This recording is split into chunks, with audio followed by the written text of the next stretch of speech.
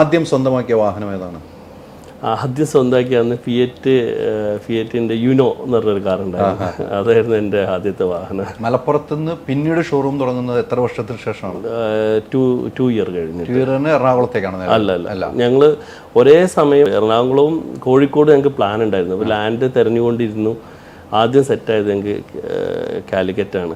സത്യം പറഞ്ഞാൽ ആ സമയത്ത് തിരഞ്ഞ ഒരു ലാൻഡ് അല്ലെങ്കിൽ ഇന്നിരിക്കുന്ന ഷോറൂം ഇരിക്കുന്ന ഇത് അന്ന് കൺഫേം ചെയ്തിരുന്നു. പക്ഷേ ഇതിൻ്റെ കുറച്ച് പേപ്പർ വർക്ക്സ് പെൻഡിങ് ആയത് കാരണം ഇത് ഡ്രോപ്പ് ചെയ്ത് ഞങ്ങൾ കാലിക്കറ്റ് സ്റ്റാർട്ട് ചെയ്തു.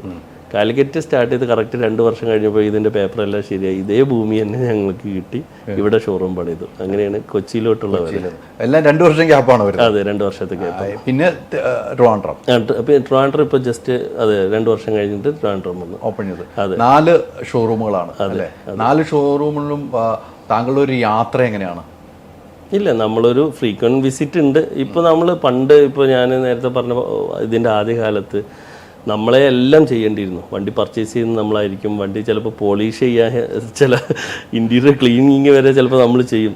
ഇപ്പോൾ നമ്മൾ വിചാരിച്ച സമയത്ത് കൊടുക്കുന്ന ഷോപ്പിൽ കിട്ടൂല എന്നൊക്കെ പറഞ്ഞാൽ സീറ്റ് തുടക്കലും അല്ലെങ്കിൽ ചെറിയ രീതിയിലുള്ള പണികളൊക്കെ നമ്മൾ ചെയ്യും. അതിന്ന് മാറി ഇന്ന് നമുക്ക് ടീമായി എല്ലാം ഓരോ ചെറിയ 2020 വരെ റോയൽ ഡ്രൈവിലെ എല്ലാ വണ്ടിയും പർച്ചേസ് ചെയ്തിരുന്നത് തന്നെയായിരുന്നു. അതായത് കമ്പനി തുടങ്ങി 4 വർഷം വരെ. കാരണം ഈ ബിസിനസ്സിൽ നമ്മൾ പർച്ചേസിൽ വാഹനത്തിൻ്റെ ക്വാളിറ്റി ഉണ്ടെങ്കിൽ മാത്രമാണ് നമുക്ക് നമ്മളെ കസ്റ്റമറെ ഹാപ്പി ആക്കാൻ പറ്റുള്ളൂ. നമ്മൾ ന്യൂ കാർ എന്ന് പറഞ്ഞാൽ ചെക്ക് കൊടുത്താൽ കമ്പനിയിൽ നിന്ന് പ്രൊഡക്റ്റ് വരികയാണ്. പക്ഷേ പ്രിയോണ്ട് ബിസിനസ്സിൽ 10 വാഹനം ഇപ്പോൾ താങ്കളുടെ അടുത്തുണ്ട്, താങ്കളൊരു ഫ്രണ്ടിൻ്റെ അടുത്തുണ്ട്, 2 പേര് ഒരുമിച്ച് ഒരേ വാഹനം വാങ്ങിയതാണെങ്കിലും ഈ 2 പ്രൈസാണ് വരിക. കാരണം ഇതിൻ്റെ 2 ആൾ 2 രീതിയിലാണ് ഉപയോഗിക്കുക. ചിലവർ വളരെ റഫായിട്ട് ഉപയോഗിക്കും, ചിലർ വളരെ ആവശ്യത്തിലധികം കെയർ കൊടുത്ത് ഉപയോഗിക്കും.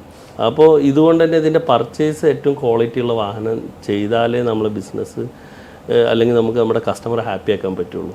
അപ്പോൾ അതെ, അങ്ങനെ നമ്മൾ ആ ഒരു ടൈമിൽ 20 എനിക്ക് പർച്ചേസിന് ടീമിനെ സെറ്റ് ചെയ്യുന്നത്. അങ്ങനെ മെല്ലെ ഇപ്പോൾ നമുക്ക് 3 വെർട്ടിക്കൽ ഉണ്ട്. എല്ലാത്തിനും അതാത് GMമാരുണ്ട്. എല്ലാവരും വളരെ ഓട്ടോമൊബൈലിൽ വളരെ പ്രശസ്തരായ ആളുകളാണ്. ഒരുപാട് വർഷത്തെ മേ ബി എന്നേക്കാൾ ഇയറിന് കൂടുതലുള്ള ആളുകളാണ്, എന്നേക്കാൾ എക്സ്പീരിയൻസ് ഉള്ളവരാണ് എൻ്റെ കൂടെയുള്ള ടീമെന്ന്. അപ്പോൾ അതുകൊണ്ട് തന്നെ എനിക്കൊരു ഓവറോൾ ഇടപെടലുകൾ മതി. ഞാനിപ്പോൾ കൂടുതൽ ഇതിൻ്റെ അടുത്ത ഫ്യൂച്ചറും ഇൻവെസ്റ്റ്മെൻറ്റും അതുപോലെ എന്താ പറയുക അടുത്ത ഡെവലപ്മെൻറ്റും ഇത്തരം കാര്യങ്ങളിലോട്ടാണ് ഞാൻ കൂടുതൽ എഫേർട്ട് ഇടുന്നത്. തീർച്ചയായിട്ടും. അതോടൊപ്പം തന്നെ ഇപ്പം മൊത്തം സ്ഥാപനങ്ങളിൽ എത്ര തൊഴിലാളികളാണുള്ളത്? ഇപ്പോൾ 250 പേരെയാണ് നമ്മൾ കൂടെ കൊണ്ടു നടക്കുന്നത്. അത് കൂടപ്പുറപ്പുകൾ പോലെയല്ല കൊണ്ടു നടക്കുന്നത്. എനിക്ക് താങ്കൾ ഇപ്പോൾ ഇവിടെ ഇരിക്കുമ്പോൾ താങ്കളുടെ ചിരിയാണ് കേട്ടോ എന്നെ അത്ഭുതപ്പെടുന്നത്. എപ്പോഴും ഒരു ചിരിച്ച മുഖമാണ്. അത് ആളുകൾ പറഞ്ഞിട്ടുണ്ടോ? അത് ഓരോ ആളുകൾക്ക് ഓരോ നേച്ചറല്ലേ, അങ്ങനെ സംഭവിച്ചു പോകുന്നതാണ്. ഇപ്പം എൻ്റെ വീട്ടിൽ എൻ്റെ ബ്രദർ ഉണ്ട് സൗദിയിലുള്ള, അവൻ എന്നേക്കാൾ ഭംഗിയായി ചിരിക്കും.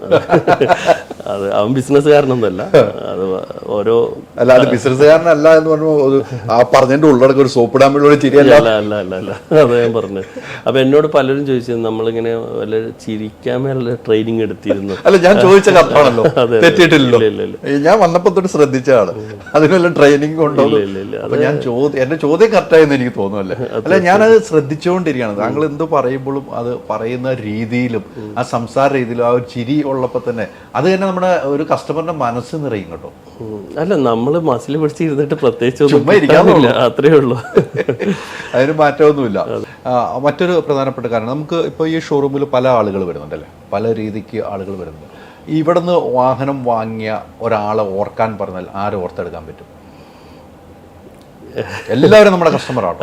എല്ലാവരും നമ്മുടെ കസ്റ്റമർ, ഒന്നും മിച്ച കസ്റ്റമർ എങ്കിലും അങ്ങനെ ഓർത്തെടുക്കാൻ പറ്റിയ ഒരാൾ നമുക്ക് പറയാൻ പറ്റുവാണെങ്കിൽ ആരെയാണ് പറയാൻ പറ്റും? എന്തായാലും നമുക്ക്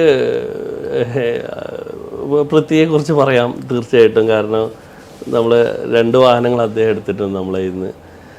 ഇപ്പോഴും നല്ല റിലേഷൻ കീപ്പ് ചെയ്യുന്നുണ്ട് ഞാൻ അദ്ദേഹത്തായിട്ട്. അദ്ദേഹം വളരെ എന്താ പറയുക, ഈ പറഞ്ഞ പോലെ ഞാൻ പരിചയപ്പെട്ടതിലൊരു വ്യത്യസ്തനായ വ്യക്തിയായിട്ട് എനിക്ക് തോന്നുന്നുണ്ട്.